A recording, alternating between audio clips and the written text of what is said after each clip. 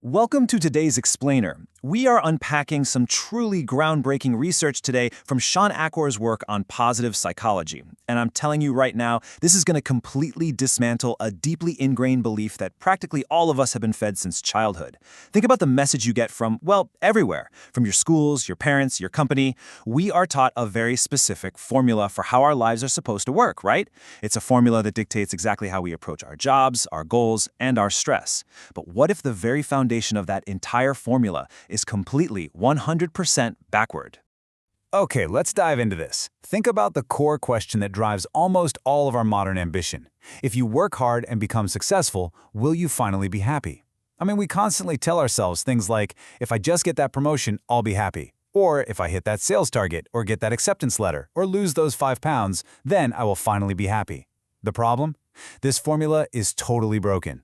Because every single time you achieve a victory, the goalposts of success just keep getting pushed further and further out. You get the promotion, and suddenly you want the next promotion. Happiness just keeps getting pushed right over the horizon, forever out of reach. And this brings us to a literal Copernican shift in the field of psychology. Just as Copernicus proved the Earth actually orbits the sun and not the other way around, more than a decade of cutting-edge research in neuroscience and positive psychology has proven that our old formula is entirely backward. Instead of success being the center of our universe with happiness just sort of orbiting around it, the new formula shows that happiness is actually the center. Happiness and optimism are the precursors to success, not the result of it. Cultivating a positive brain actually makes us more motivated, more efficient, more resilient, and more creative. It literally drives performance upward. And this brilliantly illustrates exactly how traditional science has missed the mark for so long. When researchers map out human behavior on a scatterplot, they look for the general trend. But what about that weird outlier sitting way up above the curve? In traditional statistics, researchers view that positive outlier as a measurement error. They actually delete it just to clean up their data. By getting rid of the people who are naturally thriving, traditional behavioral science has created what we call a cult of the average. Think about it this way. If we study merely what is average, we will remain merely average. For decades, psychology focused mostly on those falling below the norm, studying depression, disorder, and stress.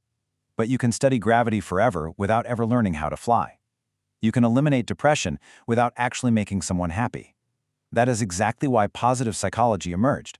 Instead of deleting those outliers, this field studies the growing tip of the curve. It asks, what makes people thrive? What gives some people an incredible competitive advantage in an incredibly stressful world? To understand how we can all gain this advantage, we first have to tackle the myth that our brains are fixed after adolescence. The key here is neuroplasticity. This is the biological fact that the human brain is malleable and can actually change its physical structure based on our thoughts and actions. For a long time, scientists genuinely believed you couldn't teach an old dog new tricks, but experiments have proved otherwise. Take this famous study where researchers forced squirrel monkeys to retrieve food pellets from increasingly tiny holes. Through mere practice, those monkeys physically expanded the cortical area of their brains dedicated to that specific task. Their brains literally rewired themselves.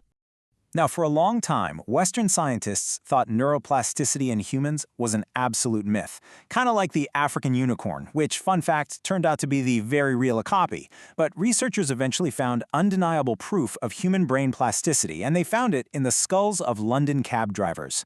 London is this Byzantine maze of streets, and cabbies have to pass a rigorously intense navigational test called the knowledge. Brain scans reveal that these taxi drivers actually had significantly larger hippocampus, that's the brain structure devoted to spatial memory, than the average person. Simply by driving a taxi, they physically grew a part of their brains. The implication here is staggering. Our potential for change is not biologically fixed.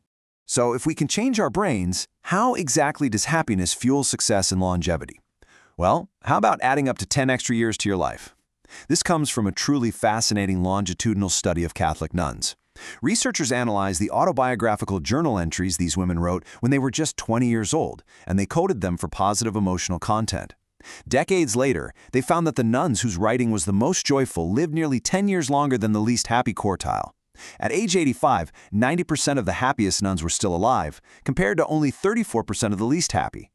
Happiness wasn't just a byproduct of a good life, it was the direct cause of their physical health and longevity. Now, what's really interesting here is the biological mechanism behind all this. It's called the broaden and build theory. When we experience fear or stress, Our brains narrow our focus to a strict fight or flight response. But positive emotions do the exact opposite. They flood our brains with dopamine and serotonin. These chemicals not only make us feel good, but they literally dial up the learning centers of our brains. They expand our peripheral line of vision, allowing us to process a much wider array of thoughts, and they prime us to spot novel solutions and opportunities we would have otherwise completely missed. Let's look at how this plays out in a super high-stakes professional environment. What do you think makes a doctor almost 2 times faster at making a correct diagnosis? Researchers tested experienced doctors by having them diagnose hypothetical patients based on a list of symptoms. In medicine, doctors often suffer from a cognitive bias called anchoring, where they get stuck on an initial diagnosis and just ignore new contradicting information.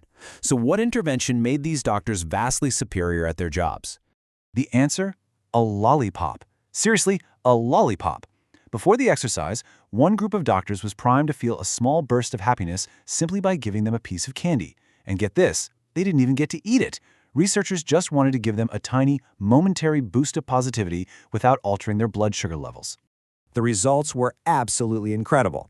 The doctors who were primed with the candy arrived at the correct diagnosis 19% faster than the control group. And even more importantly, they exhibited 2.5 times less anchoring. They were significantly more creative and flexible in their thinking. This shows us that the happiness advantage doesn't require these massive, life-altering overhauls to see a return. Even the smallest shots of positivity can give you a massive competitive edge in your daily performance. Which brings us to Archimedes' famous formula. Archimedes said, "Give me a lever long enough and a fulcrum on which to place it, and I shall move the world." Our brains basically operate exactly like this seesaw metaphor. The lever represents our potential power and possibility. The fulcrum represents the mindset we use to generate that power. If you shift the fulcrum closer to a heavier weight, suddenly a relatively light person can lift it with a single finger. We obviously can't change reality through sheer force of will alone, but by shifting the fulcrum of our mindset to a positive position, we multiply the power of our lever. We change our experience of the world, and therefore we literally change what is possible. The author shares this brilliant personal story that captures this perfectly. When he was 7, he was playing war on top of a bunk bed with his 5-year-old sister, Amy. In all the excitement, Amy fell off the top bunk and landed hard on her hands and knees. A massive wail of pain was building in her throat. Knowing he'd be in huge trouble with their sleeping parents, his panicked 7-year-old brain blurted out, "Amy, wait, no human lands on all fours like that. You're a unicorn." Now, Amy's brain had a finite amount of resources to process the world in that moment. She could focus on the physical pain, or she could focus on her amazing new identity as a magical unicorn. Well, the unicorn won. Her pain vanished, replaced by a massive smile. She shifted her fulcrum and instantly transformed her reality. So the crucial point is, how do we systematically shift our own fulcrums? Because happiness is subjective. Scientists have found that we can actually permanently rewire our happiness baseline through small daily habits. Meditating for just 5 minutes a day has been shown to grow the left prefrontal cortex. Simply putting something on the calendar to anticipate can raise endorphin levels by 27%. Conscious acts of kindness, infusing your desk with photos of loved ones, exercising, spending money on group experiences instead of material stuff, or actively using a signature strength like a love of learning every single day. These aren't just fluffy wellness tips. They are scientifically proven interventions that permanently raise your brain's performance baseline. And this doesn't just apply to individuals. It scales entirely to leadership and corporate culture too. Through extensive mathematical modeling of high and low performance teams, researchers discovered a specific tipping point for corporate success. It's called the Losada line, and it sits at exactly 2.9013. Basically, it takes roughly 3 positive interactions to fend off the languishing effects of just 1 negative interaction. Dip below this 3-to-1 ratio, and workplace performance suffers. Rise above it, ideally aiming for a 6-to-1 ratio, and teams produce their absolute best, most innovative work. The 17th century poet John Milton famously wrote, "The mind is its own place, and in itself can make a heaven of hell, a hell of heaven." This right here is the ultimate truth of the happiness advantage. Happiness is not some blind belief that problems don't exist, it is a rigorous work ethic.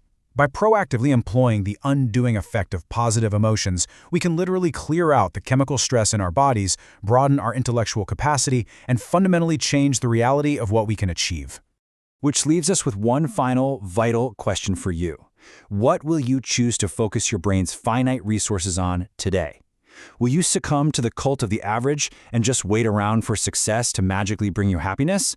Or will you take control of your fulcrum right now, Leverage the power of positive emotions and wire your brain for the incredible success you deserve. The choice and the advantage is entirely yours.